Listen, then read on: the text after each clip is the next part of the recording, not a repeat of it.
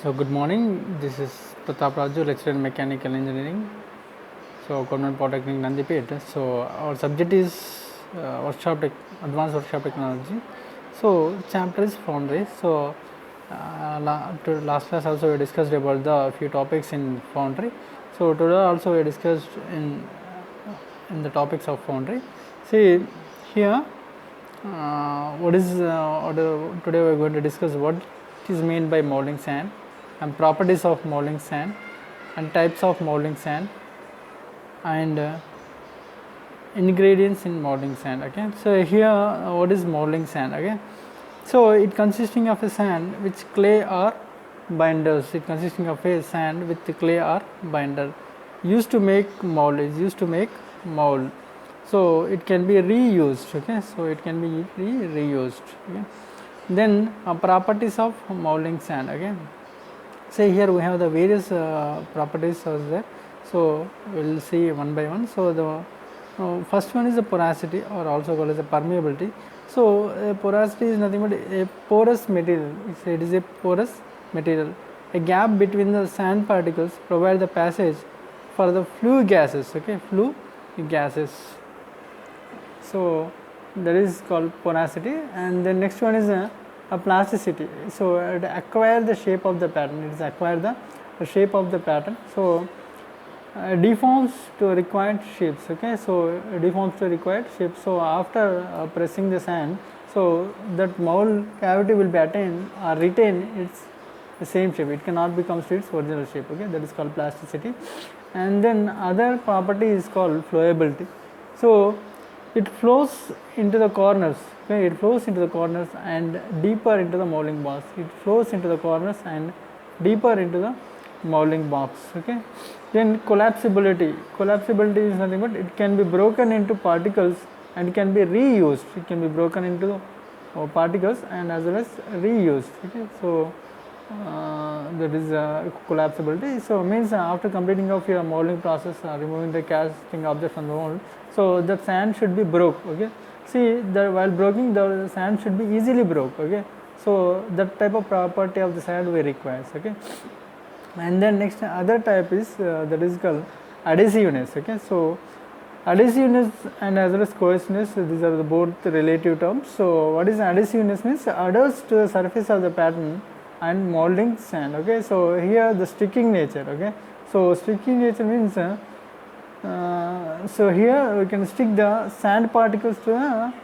molding box. Okay, molding box surfaces means it will be stick the sand to the molding surface. Okay, molding surface of the box. Okay, molding box. So what happens? So the complete mold will be stay there only. So the sand should not stick the molding box. What happens while lifting the molding box? Automatically, only the box will be lift upside. The remaining sand will be dropped on the molding board itself. Okay.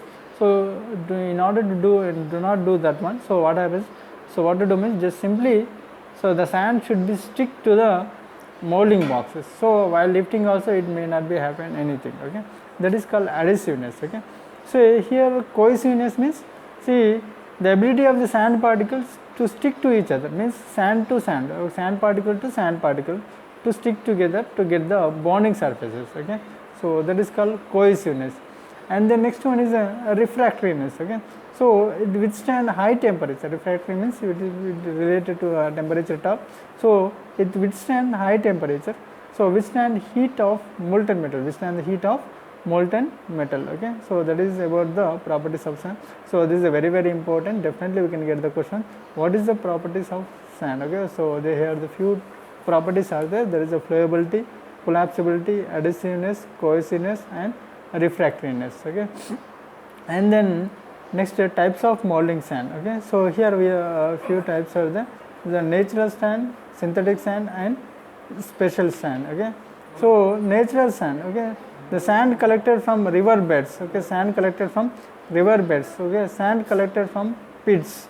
Okay, so added with 5 to 10% of clay. Added with 5 to 10% of clay.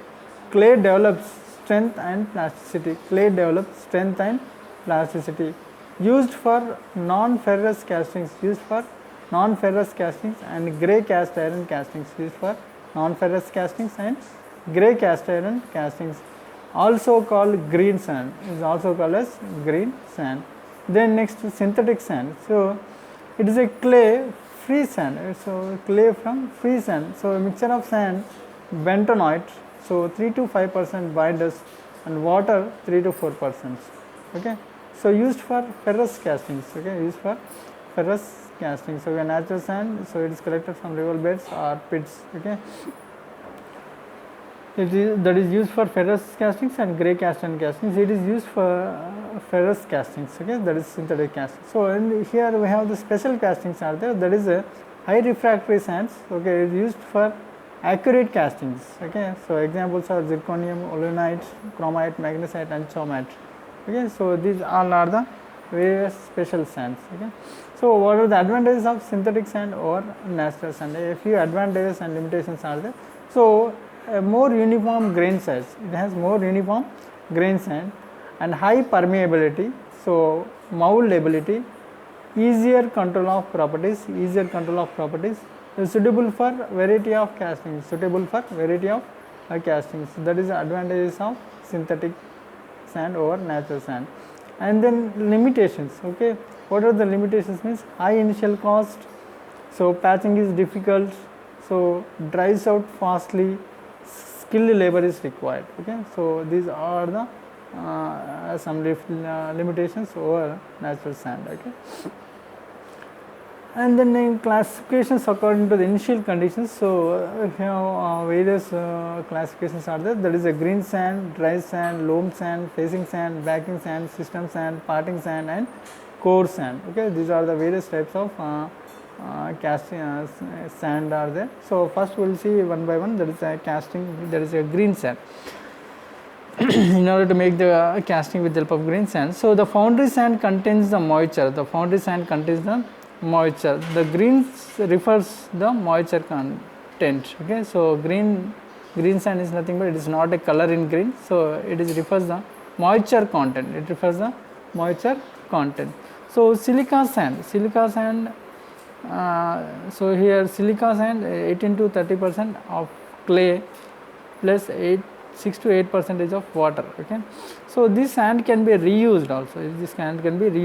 So used for small and medium castings. And then next type of sand is dry sand. Okay, so moisture free sand. Okay, dry sand is moisture free sand. Okay, is used for medium and heavy castings.